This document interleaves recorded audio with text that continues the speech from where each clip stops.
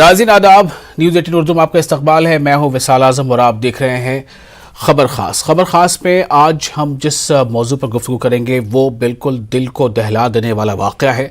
हालांकि इस वाक़े को 3-4 रोज़ गुजर चुके हैं, लेकिन जिस तरह से वहाँ पर हालात बने हुए हैं, हम बात कर रहे हैं मगरबी बंगाल की। मगरबी बंगाल के बीरभूम ज़िले में बुक्तोई एक गांव है। उस गांव में 8 लोगों की मौत हुई है और मौत जिस तरह से हुई है, दरअसल ये कत्ल है। ये बहुत ही वहशतनाक कत्ल है। लोगों को मारा पीटा गया है और उन्हें उनके घरों में बंद करके उनके घरों को आग लगा दी गई है। इस तरह की बातें सामने आ रही हैं और मरने वालों में 2 बच्चे शामिल हैं, 3 खवातीन शामिल हैं। और ये सब क्यों हुआ है? इसलिए कि एक वहां पर सियासी जमात है, वहां की मकामी सियासी जमात जो बसर इक़्तिदार जमात है। बताया जा रहा है कि टीएमसी के एक पंचायत लेवल के लीडर पर बम से हमला हुआ था और उसके जवाब में ये जो है वाक़या वहां पेश आया है। इसको लेकर बंगाल हुकूमत, खासतौर से ममता बनर्जी की जो हुकूमत है, उस पर बहुत ज़्यादा हमले हो रहे हैं। अपोजिशन हमलावर है, बीजेपी, कांग्रेस और कई तरह के सियासी जमातों के साथ साथ समाजी तंजीमों का जो वफ्द है वो वहां पहुंचा है। खुद आज ममता बनर्जी भी वहां पहुंची हैं। उनका यह कहना है कि मैं कोई बहाना नहीं सुनना चाहती हूं, सबसे पहले गिरफ्तारी होनी चाहिए। लेकिन सवाल इस बात को लेकर है कि आखिर ऐसे हालात पैदा क्यों हुए। अगले आधे घंटे इसी पर बातचीत।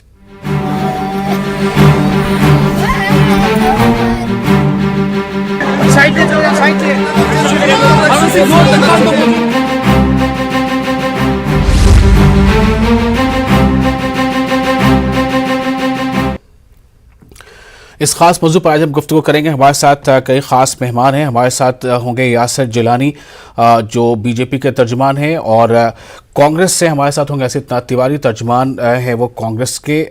क्या कुछ वहाँ पर हो रहा है इस बारे में उनसे सवाल करेंगे। साथ ही जे सागर सीनियर जर्नलिस्ट हैं, सामाजिक कारकुन हैं, वो हमारे साथ मौजूद होंगे बंगाल से ही। और साथ ही हम खालिद इबादुल्लाह जो तृणमूल कांग्रेस के तर्जुमान हैं, उनसे भी हम बातचीत करेंगे।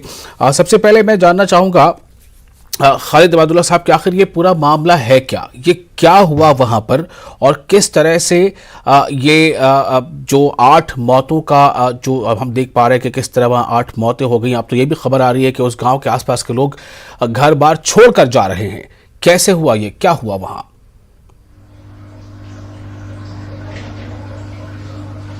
खालिद। देखिए विशाल साहब, सबसे पहले तो मैं बड़ी दुख के साथ ये बातें कहना चाहूंगा कि बहुत ही अफसोसनाक ये घटना है। इसमें दो राय नहीं कि इसमें ना राजनीति होनी चाहिए और ना राजनीति की बातें होनी चाहिए। लेकिन आपने यहाँ पे मेरे नाम पे आप तृणमूल कांग्रेस के नाम से जोड़ दिया है, तो मैं कोशिश करूंगा कि मैं राजनीति से हटकर ही बात करूं, क्योंकि जब भी कोई दहशत और इस तरह की बातें होती हैं तो राजनीति से हटकर ही बात करना बेहतर होता है। तो आप पूछा कि क्या घटना है। घटना ये है कि देखिए, पश्चिम बंगाल में एक ऐसी सरकार है जिस सरकार की मुखिया ममता बनर्जी हैं।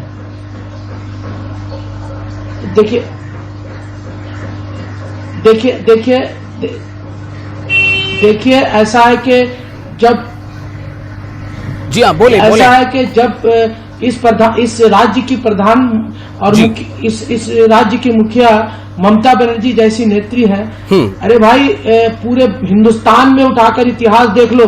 पहली बार ऐसा हुआ है कि मुख्यमंत्री दूसरे ही दिन पहुंच गए। पहले दिन हमारे कई बड़े नेताओं का वहां पे सिलसिलावार जाना हुआ और उन लोगों के दुख दर्द में शामिल हुई, और आज मुख्यमंत्री खुद अपने चलकर ये कह गई और वहां जाकर सारी चीजों को अपने मद्देनजर रखते हुए ये कहा।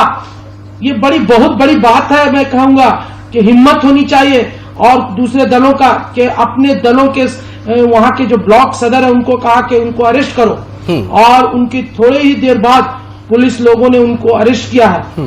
ये बहुत बड़ी बात। और इसी तरह की राजनीति होनी चाहिए और इसी तरह के मुख्यमंत्री भी होने चाहिए हर राज्य में। अपने उत्तर प्रदेश का मामला तो आपने देखा है किस तरह से छुपाने की बातें अपने मंत्रियों की, अपनी नेताओं को कोशिश करते हैं। और खालिद इबादुल्ला साहब, मैं आपसे जानना चाहता हूं थोड़ा, ठीक है वजीर आला वहां पहुंच गई, वहां पर उन्होंने गिरफ्तारी को लेकर ये सख्ती की है कि गिरफ्तारी मुझे चाहिए, मैं कोई बहाना नहीं चाहता, और कि मैं ये जानना चाहता हूं कि ये हुआ कैसे, ये कौन लोग थे जो एक आपके पंचायत लीडर बताए जा रहे हैं टीएमसी के, उन पर हमला होता है, उनकी मौत होती है, तो जवाब में ये कौन लोग थे, ये मारे जो गए हैं ये लोग, ये क्या ये टीएमसी के सपोर्टर के लोग थे? मैं आपकी जुबान से जानना चाहता हूं। देखिए सबसे पहले तो आपने कहा कि गिरफ्तार होने का ऑर्डर दिया, नहीं, गिरफ्तार होने का ऑर्डर मुख्यमंत्री दिए और साथ ही साथ मैं समझता हूं उनको गिरफ्तार भी कर लिया गया, ये बात भी जरूरी है आपको बोलना। तो आपने कहा कि कौन लोग थे, देखिए वहां के पंचायत के उप प्रधान, वाइस जो प्रेसिडेंट थे वहां के पंचायत के प्रधान थे, उनका मर्डर हुआ 2 दिन पहले।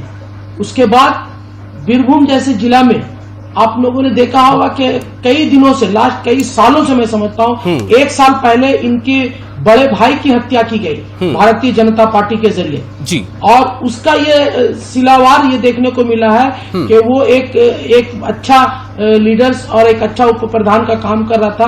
तो कहीं ना कहीं मुझे लगता है कि अपनी ही पार्टी के लोग इसमें आप लोग और मीडिया के जरिए सुनने को मिल रहा है, ऐसा होता है क्या?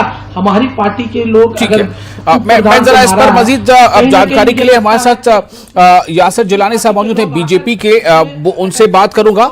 यासिर जिलानी, मैं जानना चाहता हूं कि ये क्या कुछ हो रहा है और क्या वाकई वहां पर जो लॉ एंड ऑर्डर है वो वहां के जो सरकार है, ममता बनर्जी की सरकार, उसके ये हाथ से बाहर निकलता जा रहा है, या फिर एक खास तरह के लोगों को बहुत ज्यादा छूट दे दी गई है?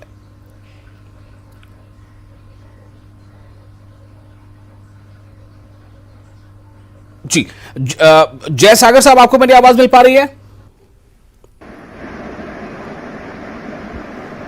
बिल्कुल बिल्कुल जी, जय सागर साहब, ये पूरा मामला क्या है? मैं आपकी जुबान से सुनना चाहता हूं, आप सीनियर जर्नलिस्ट हैं, इलाके से ताल्लुक रखते हैं। जी देखिए, सबसे पहले विशाल मैं बताऊं कि मेरे मित्र खालिद इबादुल्ला साहब पूरी तरह से बता नहीं पा रहे हैं, वो जानते हैं जो कुछ हुआ है वहां पर। ये सिलसिला जो है बीरभूम यानी रामपुर हाट, इत्तेफाक से ये वही जिला, ये वही जगह जहां से ममता बनर्जी आती हैं, उनका भी घर रामपुर हाट के आसपास ही है, ये जिला भी उन्हीं का है। और पिछले आप जानते हैं कि यहाँ पर अभी पिछले कई दिनों में टीएमसी का जो दबदबा है जो पूरी तरह से बढ़ गया है, और पूरे बंगाल में जो है टीएमसी का पकड़ जो है पूरी तरह से मजबूत है। विशेष रूप से बीरभूम जिला और बीरभूम जिला के जो अनुब्रत मंडल हैं वो वहां के डिस्ट्रिक्ट प्रेसिडेंट है, और वो पूरा डिस्ट्रिक्ट जो है उनके कब्जे में है। अब सवाल ये होता है कि यहाँ पर राजनीतिक संघर्ष या राजनीतिक मारपीट क्यों होती है? ये खेल जो है पैसे का खेल है। यहाँ पर जो इल्जाम था बहादुर शेख के खिलाफ वो ये था कि रातों रात ये शख्स जो है एक मुर्गी, ये यानी मुर्गा का मतलब चिकन की दुकान में, ये मुर्गी की दुकान में ये हेल्पर के रूप से काम करता था, और रातों रात ये एक बड़ा आदमी बन जाता है, एक अमीर आदमी बन जाता है, उसके एक महल बन जाती है।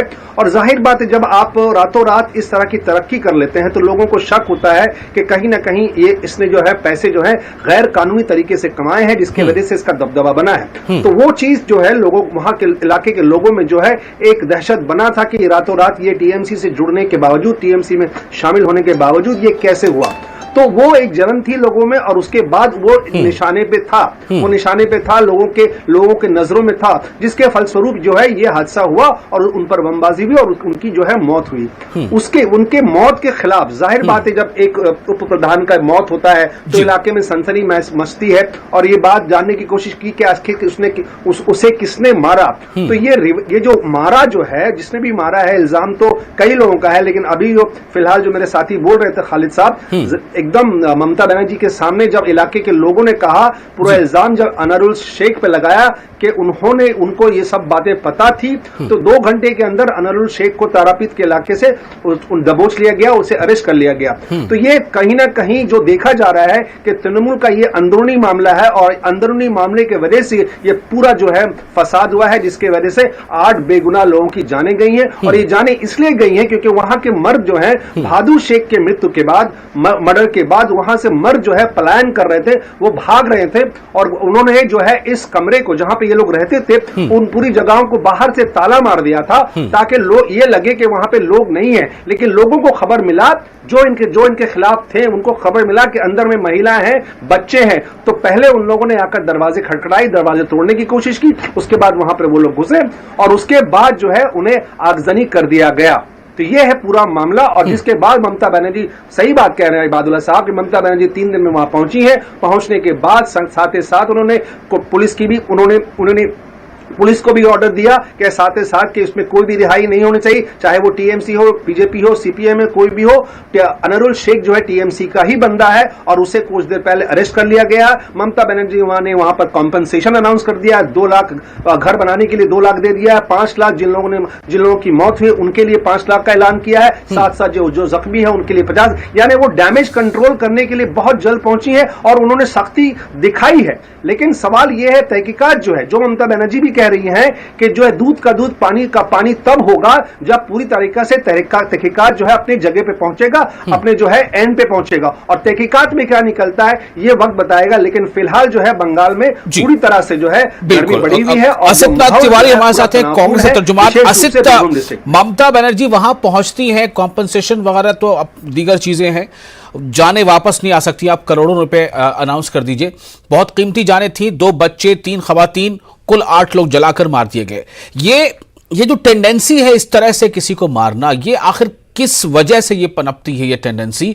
और क्या अब ये समझा जाए कि ये जो बात अभी जे सागर साहब कह रहे हैं कि डैमेज कंट्रोल के लिए पहुंची हैं, क्या ये वाकई बहुत बड़ा डैमेज कर जाएगा मौजूदा हुकूमत और पार्टी को? असित,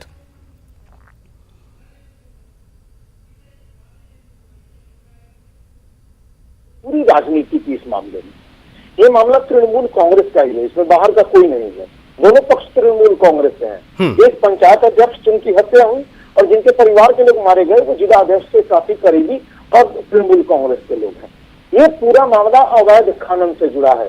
बालू और पत्थर के अवैध खनन से लोग वहां अमीर बन रहे हैं। ये सत्ता संरक्षित अवैध कारोबार है, भ्रष्ट कारोबार है, राज्य को लूटा जा रहा है और उस पर कब्जे के लिए अवैध खनन पर कब्जा करना पड़ता है, बालू पर कब्जा करना पड़ता है नदी के किनारे। जिसके पास जितनी ताकत होगी उतना कब्जा कर लेगा। पहाड़ पर वही हाल है, जिसके पास, आप झारखंड के हैं उसको बेहतर जानते भी होंगे, जिसके पास जितनी ताकत होगी वो उतने पहाड़ों पर कब्जा करके उनका अवैध खनन करता है। दोनों पक्ष अवैध खनन में जुड़े हुए थे। वहां के तृणमूल कांग्रेस के प्रखंड अध्यक्ष और जिला अध्यक्ष में इस बात को लेकर तनातनी चलती थी, ये सब सारे लोग जानते हैं। वर्षों से दोनों गिरोह आपस में टकराते रहे हैं। ममता बनर्जी झूठ बोल रही है। ममता बनर्जी को पता है कि उनकी पार्टी के लोग पूरे राज्य में भ्रष्ट आचरण अपना रहे हैं, राज्य को लूट रहे हैं, अवैध खनन कर रहे हैं। ये ममता बनर्जी जान नहीं है। ऐसा नहीं कि ममता बनर्जी को नहीं पता है कि अवैध खनन में उनकी पार्टी के लोग संलिप्त हैं। और ये पूरा मामला अवैध खनन का है विशाल जी। और यही वजह है कि पूरी की पूरी तृणमूल कांग्रेस झूठ बोल रही है। सरकार में शामिल सारे लोग, सारे के सारे लोग इस तथ्य को छुपा रहे हैं, झूठ बोल रहे हैं, वो सच नहीं बोल रहे क्योंकि इससे उनकी पोल पट्टी खुल रही है। झूठ बोल रहे हैं, वो सच नहीं बोल रहे क्योंकि इससे उनकी पोल पट्टी खुल रही है। सबकी पोल पट्टी खुल रही है। हमारे साथ हालांकि कांग्रेस का एक वफ्द जाना चाह रहा था उस दहशतजदा इलाके में, लेकिन उस वफ्द को रोका गया था। ऐसा ही कुछ मामला बीजेपी के डेलीगेशन के साथ भी पेश आया। हमारे साथ यासिर जिलानी मौजूद हैं, बीजेपी के तर्जुमान। यासिर, ये बंगाल में ये इस तरह का तशद्दुद और इस तरह से मार दिया जाना, ये क्या अब वहां का एक मतलब पार्ट एंड पार्सल बन चुका है कि सियासी रंजिश में इसी तरह से मामले होते रहेंगे? ये मामला भले ही टीएमसी बनाम टीएमसी ही लग रहा हो।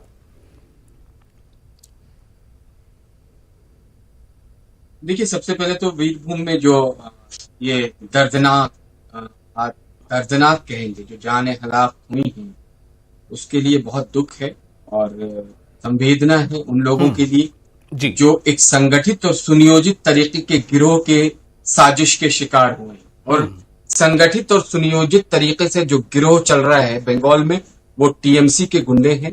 टीएमसी की जो सरकार है वो कातिल सरकार है। विगत एक हफ्ते में 26 से ज्यादा मौतें हुई हैं और कल तो हद पार हो गई।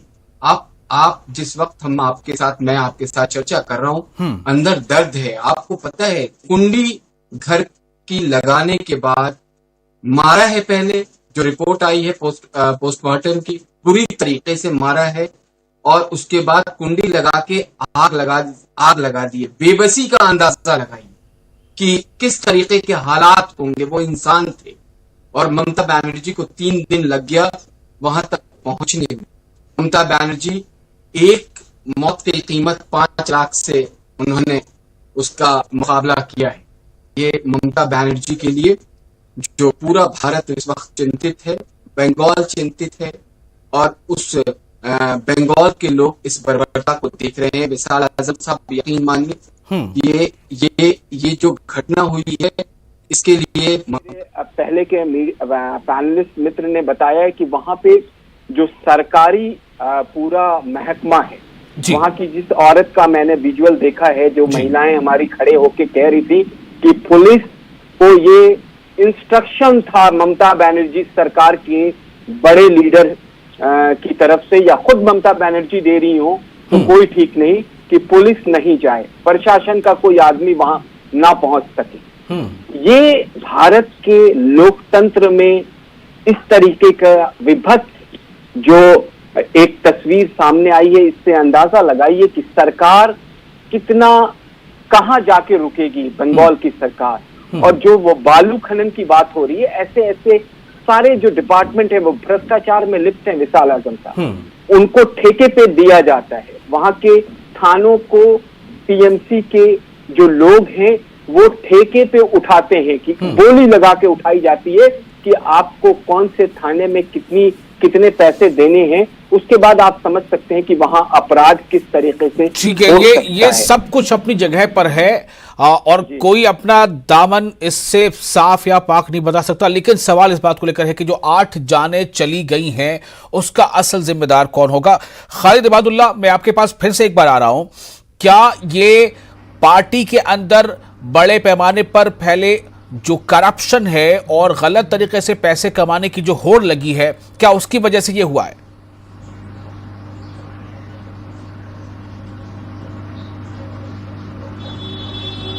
देखिए, ये ऐसा है कि पहले ही मैं कहा कि बहुत दुखित घटना है।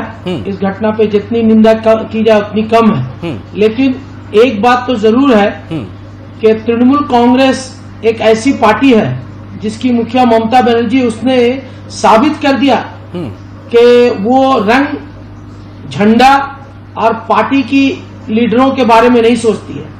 वो सिर्फ और सिर्फ सोचती है जो सच्चाई है और जो सच बातें सामने आनी चाहिए, उसको उनको ला खड़ा कर दिया।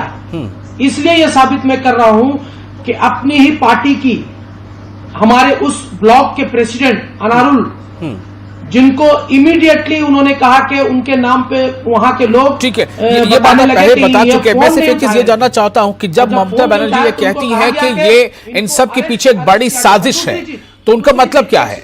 एक सेकंड, मैं बता रहा हूं, उसी में मैं आना चाह रहा था, मैं उसी पे आना चाह रहा था। बड़ी साजिश ये है कि आप कल जय प्रकाश मजूमदार जो भारतीय जनता पार्टी से 8 तारीख को तृणमूल कांग्रेस में ज्वाइन किए थे, उनका स्टेटमेंट है नेशनल टीवी में और बंगाल की टीवियों में। यह उनका स्टेटमेंट है कि उन्होंने कहा कि अंदरूनी मीटिंग हो रही थी 2 महीना पहले, जिसमें भारतीय जनता पार्टी के सदर शुभेंदु अधिकारी, जयप्रकाश मजूमदार और भी बहुत सारे बड़े बड़े स्टेट वाइज लीडर बैठे हुए थे। शुभेंदु अधिकारी ने ये शब्द कहा था, ये अल्फाज अपनी जबान से निकाली थी कि अभी यहाँ पे बंगाल में अगर हमें तख्त में बैठना है तो सिंगूर के जैसी घटना को करवाने की जरूरत है। ये शब्द मैंने नहीं कहा, मैं इसलिए नहीं कह रहा हूं कि मुझे कल देखने को मिला है। जयप्रकाश मजूमदार, आप नाम लिख लीजिए, भारतीय जनता पार्टी के वाइस प्रेसिडेंट थे। उन्होंने कल टीवी में आके स्टेटमेंट दिया है कि ये घटना करवाने के जय सागर साहब, आप सीनियर जर्नलिस्ट हैं, मैं जानना चाहता हूं आपसे कि ममता बनर्जी के ऐसा कहने के पीछे मतलब क्या है? वो किस पर निशाना लगा रही हैं कि ये साजिश है? तो क्या ये सियासी तौर पर एक बदले वाली बात है, या सियासी तौर पर निशाना लगाने का मामला है, या साजिश का मतलब उनका कुछ और है?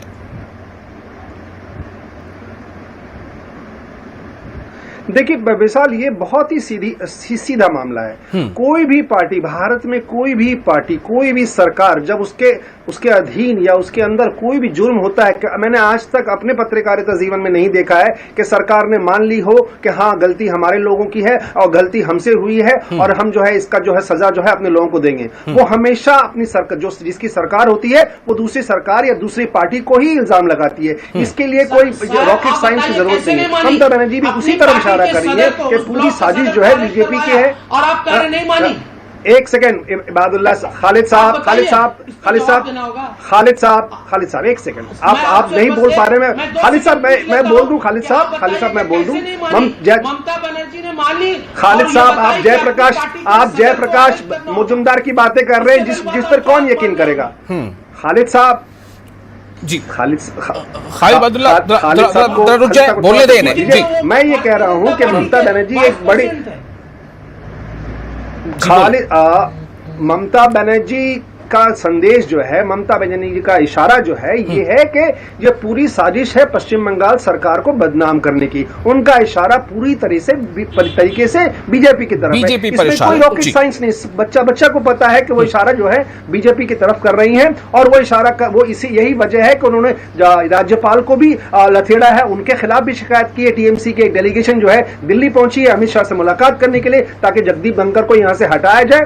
तो कुल मिलाकर मैं ये नहीं कह रहा हूं कि फॉरेंसिक रिपोर्ट या एसआईटी की रिपोर्ट में क्या आएगी, मैं ये कह रहा हूं कि ममता बनर्जी का इशारा बीजेपी की तरफ है, लेकिन सच्चाई जो इस पर आप क्या कहना चाहेंगे? ममता बनर्जी का इशारा बीजेपी की तरफ अगर है कि इसके पीछे साजिश है, यानी सीधे तौर पर कह रही है कि बीजेपी जो है वो नहीं चाहती कि ममता बनर्जी की पार्टी वहां पर फले फूले, वो साजिश कर रही है। यासर क्या जवाब है? देखिए, बीजेपी, मैं अपना जो हमारा आधिकारिक बयान है कि जो भी इसमें इन्वॉल्व है वो बख्शा नहीं जाएगा और वो जघन्य पाप के जो भागीदारी हैं वो जनता उनको सबक सिखाएगी। लेकिन बंगाल के मुसलमानों के मुंह पे करारा तमाचा है ये कांड, और जो मुसलमान ममता बनर्जी को, ममता दीदी को सुबह शाम सलूट और सलाम और पैरों पे गिरे रहते हैं, उनके लिए भी करारा तमाचा है।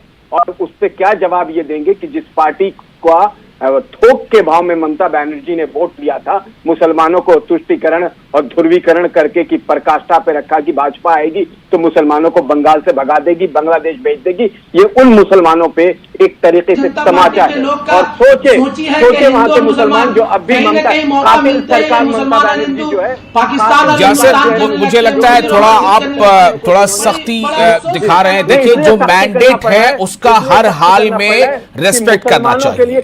और अगर ये इसका मतलब ये नहीं है कि मैंडेट जिसने वोट दिया, भाई सरकार चलाना, लॉ एंड ऑर्डर को मेंटेन करना वो उसकी जिम्मेदारी। इसमें किसी वोटर को या किसी सेक्शन ऑफ सोसाइटी को हम ये नहीं कह सकते कि ये उसके चेहरे पर करारा तमाचा है। बहरहाल मैं आता हूं असितनाथ तिवारी, आप इसे कैसे देखते हैं? ममता अगर ये कहती है कि ये एक बड़ी साजिश का हिस्सा है, निशाना किसकी तरफ है बात सामने आ रही है, लेकिन क्या ये महज अपनी गलतियों पर पर्दा डालने की एक कोशिश है या वाकई इसमें सच्चाई है?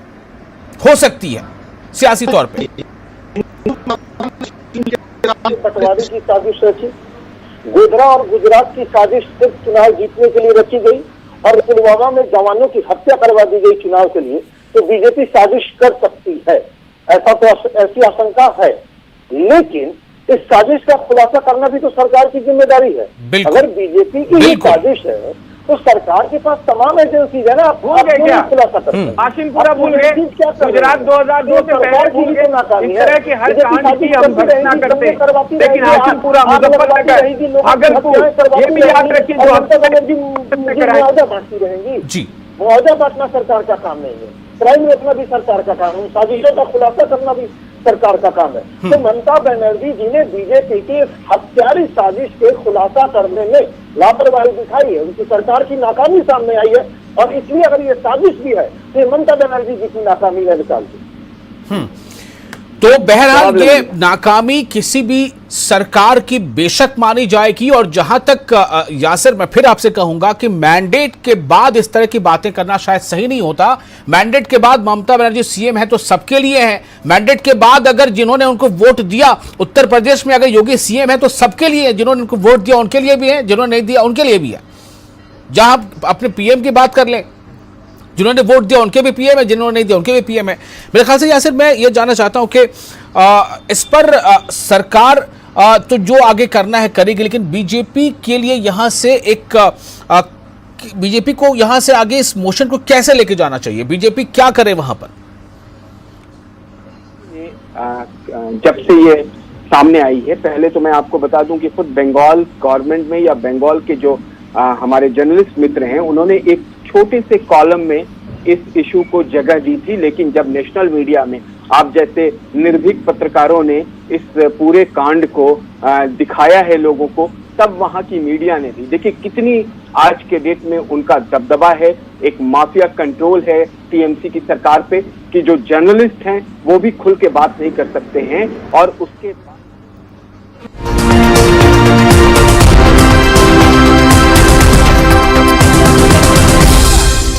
ये सब उत्तर प्रदेश में